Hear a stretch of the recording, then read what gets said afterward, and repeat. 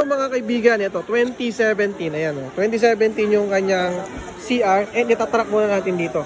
Para sa mga pupunta dito sa mga caravan, yung mga 2013 pababa, mga kaibigan, kahit kayo mismo mag-track, punta kayo sa LTO tracker din, ikukunin yung MB file, yung nakalagay na number na yon, ilalagay nyo lang po dito sa pinaka-tracker na yan. Then pag na-track po natin dyan, pag lumabas po dyan ay yan, titignan po natin. Pag not found po lumabas dyan, eh, meron pong plaka yan. May makukuha po kayong plaka dito.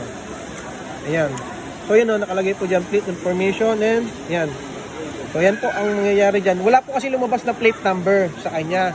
Kaya makakakuha po siya ng plaka dito sa mga caravan. 2007. Ayan o, mga kaibigan. 2007 yan. Makakakuha yan dito ng plaka sa caravan. Kaya sa paglilinaw sa lahat ha, pwede nyo pong i-track yan sa LTO tracker 2013 pababa. Kapag may nakita po kayo doon na MB file pa rin yung lumabas, okay, pwede nyo po yan na kunin sa plakang ganito. Pero pag may plate number na po, sorry, hindi nyo po makukuha yan sa ganitong caravan. Siyempre maraming salamat sa kanila. Ayan o, mga taga LTO yan. Thank you LTO.